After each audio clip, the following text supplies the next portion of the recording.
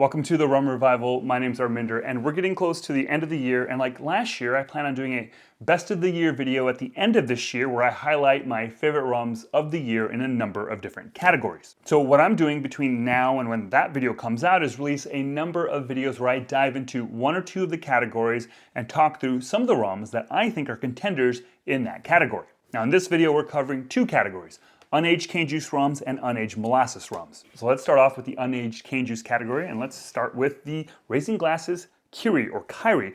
This is really interesting. This is cane juice from Vietnam, which is really cool. I don't think I've had Vietnamese cane juice rums. I don't think so. But it wasn't fermented or distilled there. Instead, the cane juice was frozen, then shipped over to Amsterdam, of all places, where Rummy Club, which is a distillery, they fermented and distilled it and made this rum. Pot distilled, bottled at 61.3% ABV. Unfortunately, Rummy Club is no longer around. I think they shut down operations this year, maybe mid this year, and this might be the only release of theirs here in the U.S., I think. Cool that that we were able to get it before they shut operations. And this thing is a total trip because it's simultaneously kind of savory and a touch kind of vegetal, like a slight bell pepper note, but then also it's sort of sweet and like a little sugary, maybe even a little touch hints of vanilla. Tasty and interesting juxtaposition on the palate, and I kind of come back to this every now and again. I really have been enjoying just the kind of flavor journey that this takes me on. So yeah, definitely on the list for consideration. Next up from Mexico, we have Pelacanas. This is their, I believe, the Llamarada. This is a fairly new release from a fairly new brand. I think this came out about, let's say, 2-3 months ago, made in Jalisco, yeah, pretty sure. It's pot distilled. I don't know exactly what cane varietals are used, but it's bottled at, well, it was written in marker and my sweaty finger just wiped it off. Maybe there's a 0.9% there, might have been 50. I want to say it was like 54% ABV, but I'll never know now because it was written in a marker. But yeah, this thing is, I think I first tried it a little before Thanksgiving or the week of Thanksgiving. I had no expectations one way or the other, but I was really blown away. You know what this tastes like is, think of Charanda Uruapan, the blue bottle, right? The blend of cane juice and molasses. And that's a rum or Charanda that I absolutely love. And it has this charcoal ash note and a little bit of sugarcane sweetness. This tastes like that, but amplified, right? The Charanda, I think, is 43, 46% ABV. This is at whatever was written here, around mid-50s. And it's just all those flavors amplified. And I love the Charanda. And so I immediately, was instantly enamored by this. This doesn't have like that limey, zesty note that the Charanda has, but it has a lot of that charcoal ash, touch of smoke note, but it's balanced by a great amount of this really nice flavor of sugarcane and sugarcane sweetness. Loved it. And my God, fantastic in a daiquiri. I've had a couple daiquiris with this, and yeah, big fan. Also from Mexico, we have Alambique Serrano Cartier 30. This is made from the Java varietal up near Oaxaca. It's column distilled and bottled at 70.3% ABV. Now, I'm a huge fan of what Alambique Serrano does with their aged expressions. They're doing some really cool, fun stuff there. And this is their first release, unaged release under the Alambique Serrano branding. And man, this thing is big, bold, and punchy and sharp.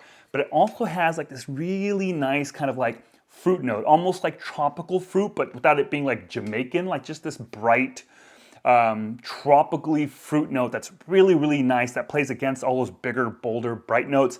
And this drinks nothing like 70% ABV. It drinks so much easier than that. It doesn't hurt while it goes down, at least it doesn't for me, but I may have burned all the receptors in my throat and esophagus. So yeah, there's a little bit of minerality here. There's a little bit of vinegar note here as well. There's just a pretty complex but very drinkable rum that I've really been enjoying, like with a lager or a pilsner. So yeah, Cartier 30.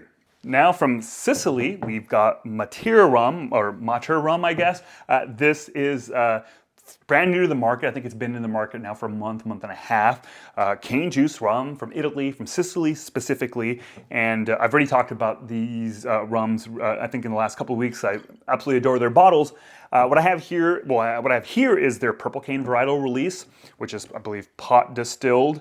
And yeah, they also have a yellow cane varietal. And what this red label here is a blend of the purple and the yellow. A lot to talk about here. I just bought this recently, just a couple of days ago, but I had tried it a week or two ago, and in a daiquiri specifically, and it was a fantastic daiquiri. A very fruity daiquiri. It had this really lovely note of mango, and as soon as I got back home, I was like, I have to get my hands on this bottle, and I'm glad I did because I had another daiquiri with it just last night, and it was fantastic. Now the purple, this I think of the two, I prefer sipping on this neat, though I really love that daiquiri. Here you have a lot of olive, even a bit of stone fruit. And there's this really gentle, I'm calling it Play-Doh right now because I'm not quite locked on to exactly what that note is. But there's this really interesting, different note there in the midst of that briny, stone fruity note. But really have been enjoying both of them. And seriously, try this in a daiquiri. It's kind of amazing. Another cane juice rum that I just got my hands on, actually I think I got it like 3 days ago, was the Bristol Classic Finest Mauritius. So Bristol Classic rum is a bottler out in the UK. They've been at it for a very long time, but they've just started being imported here in the US. And I grabbed my hands on this bottle. I've only had like about 2 or 3 pours of this. And it's bottled at 43% ABV. I don't know if I've ever had cane juice rum from Mauritius, like unaged cane juice rum. And this was a delightful. It's not big and bold. It's not intense. It's just this little bit of light fruitiness, a little touch of body. Surprisingly flavorful and drinkable at 43% ABV. Have yet to try this in any drinks like a daiquiri, but I will be doing that tonight. But I don't know. We'll see. It's maybe a little too early to tell if this is going to be on the list, but I kind of was enamored with it after just those first 2 tries. So yeah, Finest Mauritius from Bristol. Now, there are a few unaged cane juice rums that I haven't had a chance to try. Hoping to get my hands on them and try them. There's a 100 proof KO release from Kohana out in Oahu that they released this year that I haven't had a chance to try. I tried last year's and I loved it. And then I know from Dominica there is the Rosalie Bay, which is a unaged cane juice rum from there. I've never had any rum out from that tiny little island there in the Caribbean, but excited to give that a try and to see what I think. That was unaged cane juice. Let's move on to unaged molasses rums, right?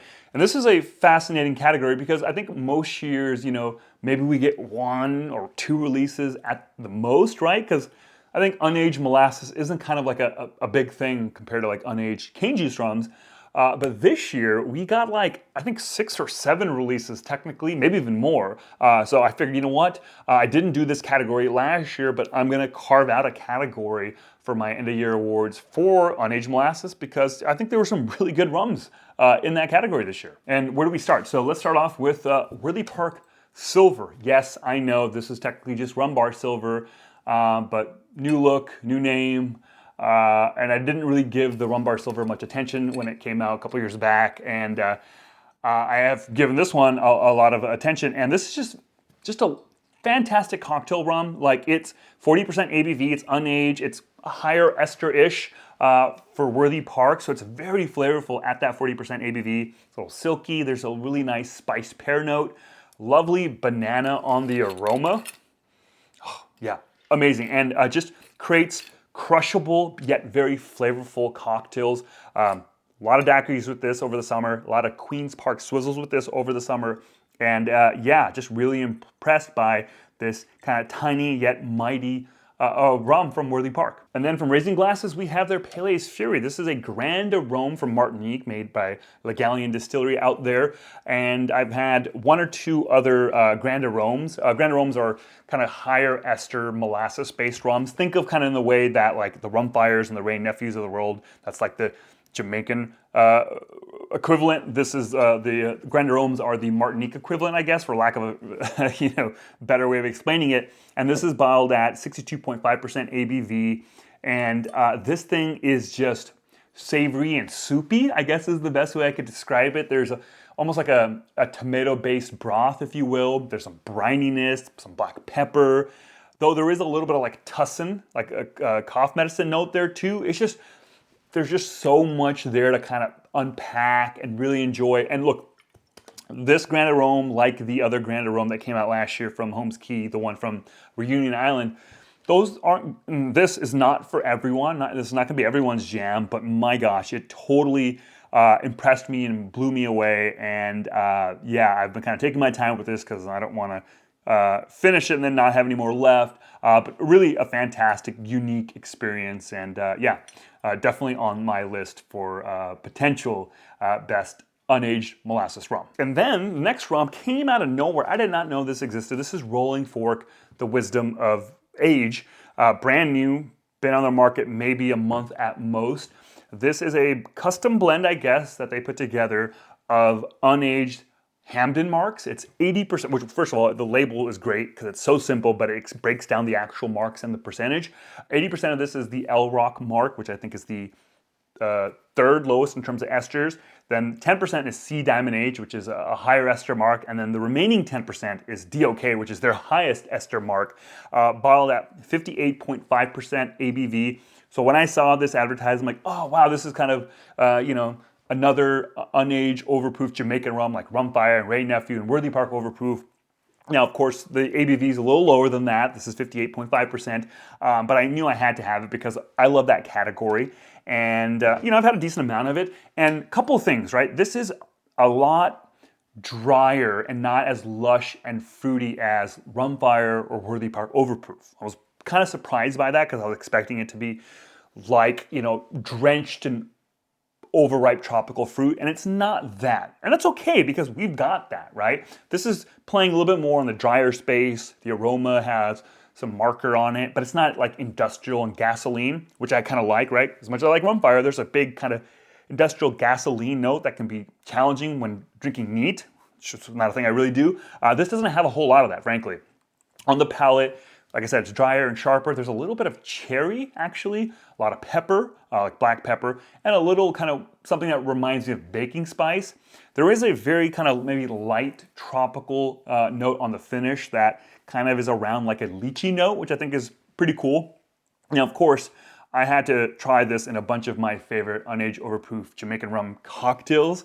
I did it in a Rumfire, and the thing with Rumfire, because this wasn't as heavier and intense on the big gasoline industrial notes or even the like overripe fruit notes, this created a more balanced rum firewalker where you got to, you know, really kind of allowed it to be kind of Campari forward, but everything kind of just felt like in balance, which I think is kind of cool. So this kind of is, you know, if you want it to play a little bit more of a backseat role, still provide some flavor, but kind of create more balanced cocktails. Yeah, might be worth checking this one out, but so far I've been pretty impressed. And what they're gonna do with this, actually, my understanding is every year, for some amount of time, the next couple of years maybe, they will be releasing an aged version of this. So next year at some point, I guess we'll get a 1-year-old version. I don't know how long they've been doing this, frankly, but we'll see how the unaged version of this blend will compare to an aged expression. So something to look forward to. And the last unaged molasses rum for this video is Varietal Variable Dunderclap. This is the newest release. This is specifically the still strength bottled at 75% ABV, but this is from Robin Smith from This Blog's YouTube channel, and this is the, I guess, second or fourth rum, depending on how you look at it, that Robin has released. The baseline of this rum is Baseline, which is her first release, and she took that same kind of formula, but then used Dunder to make this version, Dunder that came from Baseline, basically, is my understanding, and used it to create this version. And I really like Baseline, but I like this even more.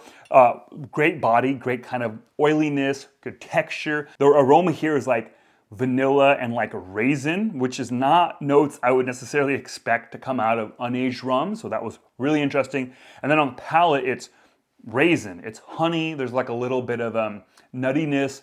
Great body, great mouthfeel.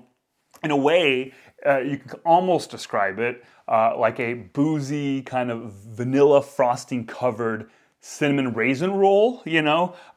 It's still an unaged molasses rum at 75% ABV, so it's gonna have a lot of kick, and you know, you have to really sit with this to be able to parse out those notes, but that's kind of what I was getting, and I'm just really impressed with the rums that Robin's putting out, and this one is quite a treat. And flavors and aromas that I did not really expect to get in unaged molasses rums, like raisin and vanillas. But yeah, very cool. Looking forward to actually now trying this in some cocktails. But altogether, really impressed, and this is definitely in the running. So that is all of the unaged molasses rums, and I previously did the unaged cane juice rums. And that's it for the video, except for the fact that there is one other unaged rum that absolutely needs to be talked about. And that, of course, is Worthy Park Overproof. Now, I did not include it in the unaged molasses category because it is not just unaged molasses, because it is also unaged cane juice. And I thought originally maybe it's just a very small amount of unaged cane juice, so I could put it in the unaged molasses category, but I spoke with Zan over there at Worthy Park, and apparently there's a real good amount of cane juice in here along with the molasses, so it just didn't feel right to put it in the molasses category. And so given that, it's not in either one of those categories, and maybe that shows us that we shouldn't be too quick to categorize everything, and that things can be fluid, right? You don't have to be defined by one thing or another, and things can cross, all sorts of different definitions and ideas and concepts, and we shouldn't be so limiting in how we, treat rums or humans, for that matter. This thing is just spectacular, right? So it's another unaged overproof Jamaican rum, like Rumfire and Ray Nephew. On the palate, there's a lot of banana baby food. There's a little bit of like pear puree, but it still has a little bit of a kick. But what I like about this is there's less of that gasoline, less of that industrial note that you get like in a Rumfire. Tons of big flavors here for sure, but it definitely plays better with other ingredients in a cocktail than, say, a Rumfire, right? This is maybe a little more of a team player, yeah, while still being plenty flavorful. And I've just been really impressed. I did a video, obviously, with Derek from the Make and Drink YouTube channel where we tried this and all the other unaged Jamaicans in a bunch of different cocktails. So go watch that video. It's a pretty fun video. Things get a little out of hand towards the end of it. And yeah, I love this. And pretty much every cocktail I've made with this, and I have yet to see this so far used in cocktail menus at different bars. I've gone to a lot of different bars here in the Bay and other places, and I've yet to really see a cocktail on the menu that uses Worthy Park Overproof. I hope that changes because, again, I think this is pretty damn great. So yeah, Worthy Park Overproof, it's not in the unaged cane juice category. It's not in the unaged molasses category. It's kind of in a way like in a category all its own. So yeah, I don't know where I'm going to place it, but if we're talking unaged rums, definitely had to talk about the Worthy Park Overproof. All right, that's it for this week and some of the rums that I'm considering for my favorite unaged cane juice rums and unaged molasses rums. I'm super curious to see what some of your favorites are in those categories, so let me know by leaving a comment down below. And if you want to support this channel, then check out my Patreon page where I have a bunch of exclusive content over there that I think you might really like. Thanks so much for watching. Catch you all next time. Cheers.